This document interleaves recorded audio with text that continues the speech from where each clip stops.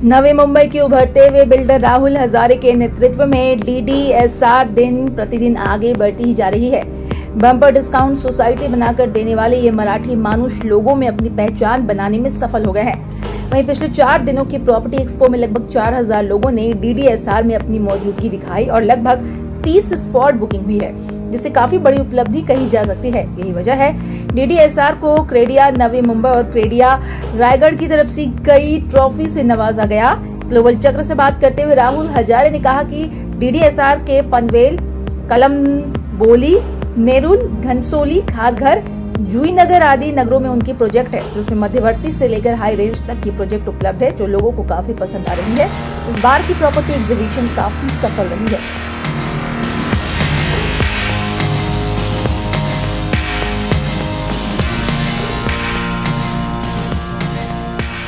नमस्कार, सर्वप्रथम तुमच्या पत्रकारांचा आभारी आहे। तुम्ही आम्हाला 4 दिवस कव्हरेज केलं। आमच्या सर्व मूवमेंट तुम्ही तुमच्या कॅमेऱ्यामध्ये कैद केलेले आहे आणि तो तुम्ही लोकांपर्यंत चांगल्या प्रकारे मांडता। तर तुमच्या सगळ्यांचं आभारी आहे। सगळ्यांचा आभार मानून तुम्ही जसं विचारलं की किती प्रॉफिट झाला, इथे कोणताही बिल्डर प्रॉफिटसाठी येत नाही, त्यांच्या स्वतःचा शिक्का मोरपत करण्यासाठी इथं प्रत्येक बिल्डर येत असतो। कारण की तुम्ही मार्केटमध्ये जे काम करता वर्षभर त्याची पोचपावती हे एक्सपोमध्ये दिली जाते।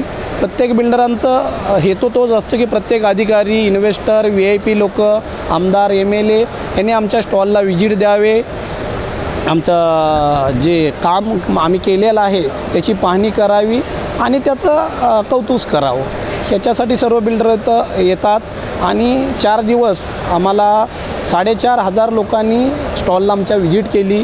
त्यासाठी सगळ्यात प्रथम आम्हाला अभिमान वाटतो की एवढ्या लोकांचा विश्वास डीडीएसआर ग्रुपवरती आहे आणि बुकिंग 25 ते 30 बुकिंग झाल्या, म्हणजे चांगल्या प्रकारे बिझनेस एक्सपोमध्ये झाला। त्यामुळे अति सुंदर एक्सपो झाला आणि BNM नवी मुंबई आणि BNM रायगड यांचंही आभारी आहे की त्यांनी निर्णय घेऊन दोन्ही वेगवेगळ्या ठिकाणी घेतल्यामुळे बिल्डरांना फायनान्शियली इश्यू होत होता की एका महिन्याच्या अंतरावरती तुम्ही घेत होता। अति सुंदर निर्णय घेतला एका ठिकाणी आणि मध्य सेंटरला घेतला। त्याच्यामुळे ग्राहकांनाही आणि बिल्डरांना पण दोन्ही गोष्टी एकत्र आल्यामुळे चांगला प्रतिसाद मिळाला। कौतुक त्यांच्या म्हणण्याप्रमाणे कौतुक केलं बरोबर आहे, परंतु आम्ही कौतुकासाठी नाही पण लोकांच्या स्वप्नातलं घर पूर्ण करण्यासाठी डीडीएसआर ग्रुप काम करत आहे कंटिन्यू। की डीडीएसआर ग्रुपचं ब्रीदवाक्यच असं आहे की प्रत्येक माणसाचं, मग जसं काय तुमच्या पत्रकारांचं सुद्धा आहे की कोणी बिल्डर पत्रकारांचा प्रोजेक्ट करायला तयार नाही, कारण पत्रकार जसा पोलीस बदनाम आहे, म्हणजे नको अरे त्याला कोणी त्याच्यासोबत दुश्मनी घ्यायची, कोणी जाऊन मागायचं, सेम तेच पत्रकारांचं आहे, सेम तेच वकिलांचं आहे। पण डीडीएसआर ग्रुप कोणते, कारण तेही मनुष्यच आहेत, अशी भावना मनात घेऊन पत्रकार असू द्या, कलाकार असू द्या, पोलीस असू द्या किंवा वकील असू द्या, या सर्वांचे प्रोजेक्ट त्यांनी स्वतःकडे घेऊन त्यांच्या स्वप्नातलं घर देण्याचंही काम डीडीएसआर ग्रुपने केलेलं आहे। आमचे प्रोजेक्ट कळंबोली, कामोठा, पनवेल, शिवूड, सानपाडा, जुईनगर स्टेशनच्या समोरती असे आमचे वेगवेगळे प्रोजेक्ट आहे। खारघरमध्ये पण आहेत।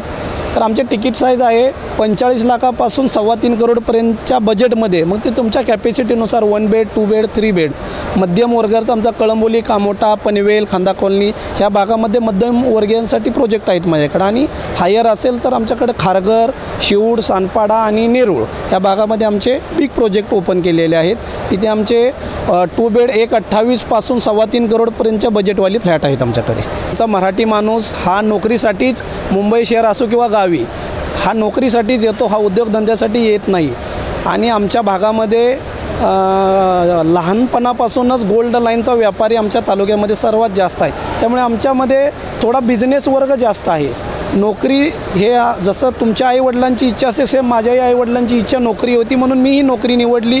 पोलीस खात्यात गेलो, परंतु मला असं नोकरीत बसल्यानंतर की आमच्या प्रत्येक पोलिसांचा फ्लॅट नसायचा, प्रत्येकजण ह्या बिल्डरकडे जावा, मग फसवणूक झाली, हे झाली।